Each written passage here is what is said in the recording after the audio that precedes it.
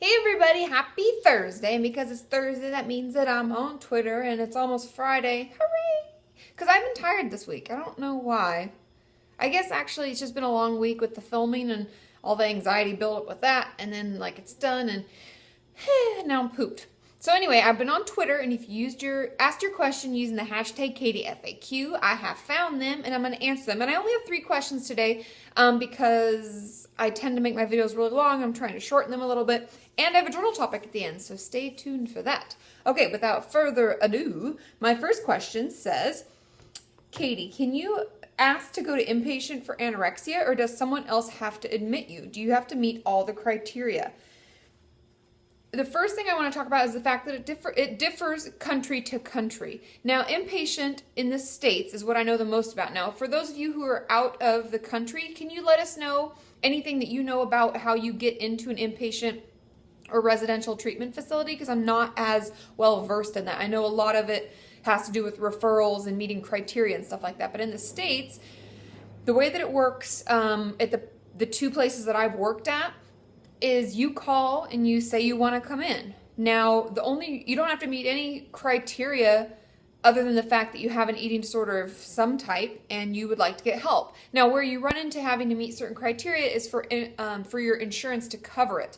And so you'll have to meet a criteria for one of the 4 eating disorders, that being anorexia, bulimia, binge eating disorder, or EDNOS, which is now called something else, but it's still the same type of criteria. So as long as you fall into one of those categories, you're most likely to get coverage. Now, I know EDNOS is sometimes hard to get coverage for because it's kind of that bucket that I talk about for when you have a bunch of different behaviors that fit into all sorts of different eating disorders, and insurances like to be assholes and be like, no, we're not going to cover it. And so as a therapist, I've done many calls to insurance where I get it covered by stating that, they're doing this X amount of times, but they're also doing this, and that's why they don't fit either of those criteria quite, but they definitely really struggle, and haven't had any trouble getting that covered. Okay? So I hope that answers your question. I know it's kind of a 2-parter. You can get inpatient treatment if you don't have to worry about insurance, and if you have to worry about insurance, then you do have to meet some kind of criteria. Okay?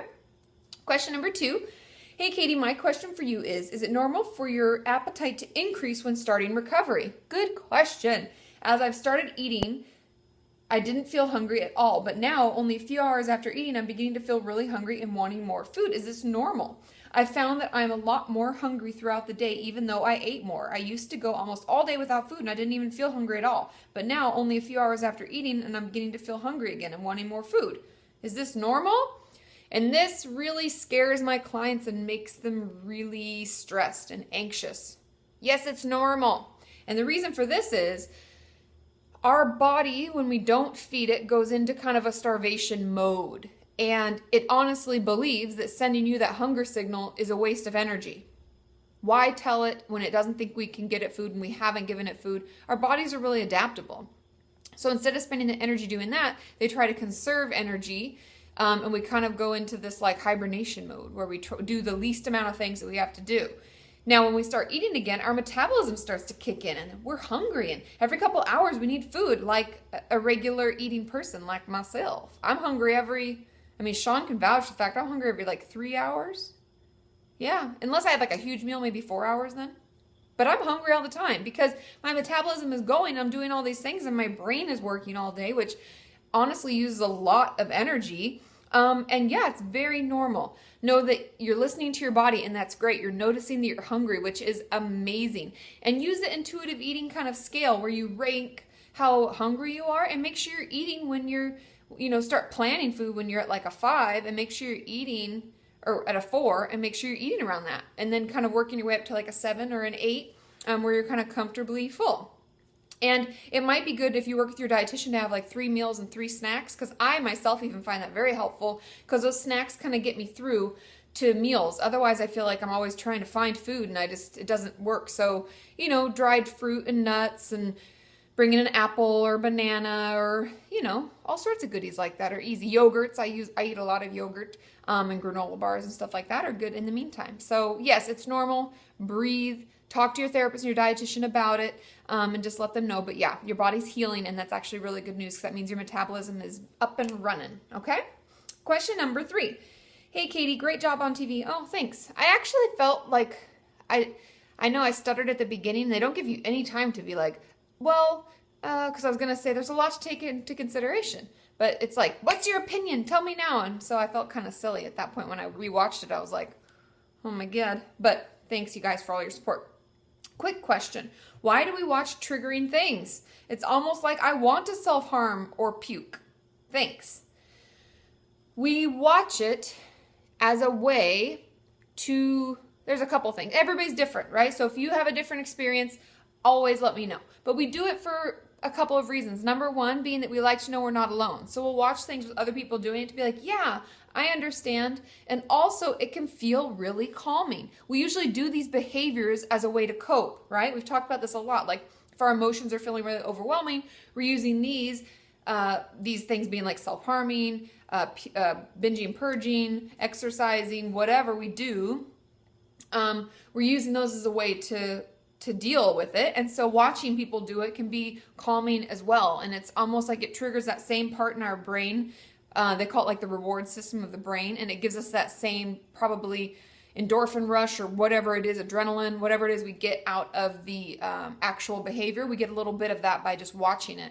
And so we tend to trigger ourselves a lot because we crave it. And so I would encourage you, if you're able, to cut back maybe 20 minutes a day of watching that kind of stuff. Or as soon as you notice, hey, why am I watching all this? Maybe we should X out of that and maybe get off the internet for an hour or so, just to try to lessen the amount. Because we all know it does end up triggering us, and it does end up sometimes causing us to do the behaviors that we're trying to fight against. So, but yeah, it's very normal. Know that a lot of people do that, and it's because of that kind of reward system in our brain and that we crave that feeling. Now, my journal topic today is one of my own, and someone sent me one on Twitter, and I saved it in my little journal topic folder, so I will use it at a later time. I am addicted to this song, Am I Wrong, it's called, by Nico and Vinz or something like that, I think. And the lyrics are freaking amazing, and I think that it could do us all a little good to listen to it. I love the fact that he talks about, like, the whole, if you haven't heard the song, he says, am I wrong for thinking that we could be something real? Now, he's not talking about a relationship. He's talking about himself, like that we each have a chance to be something real. We can make a change. We can think outside the box. We can do more than we ever thought. And he talks about that. And it's so motivating. And he rambles off a bunch of things. He's like, that's just how I feel. That's just how I feel. And it's so powerful for us to cue into how we feel. I'm pissed off. I'm frustrated. I'm sad. I'm whatever. I would encourage each of you today to journal about how you feel. What is it? Am I excited? Am I happy? Am I enthralled? Am I pissed off? Am I just enraged? What is it that I feel? And then just own it. It's okay to feel that way. We all have feelings, and the better we get at expressing them and being okay with them and knowing that they're just part of our life, the better able we'll be to manage them. We won't find the need to use other things to cope. And that song is just, crank it up in your car and jam out. That's what I've been doing. So I hope you enjoy. I will see you all tomorrow because it's finally Friday, and I'll be on Facebook. So ask your questions there. Bye.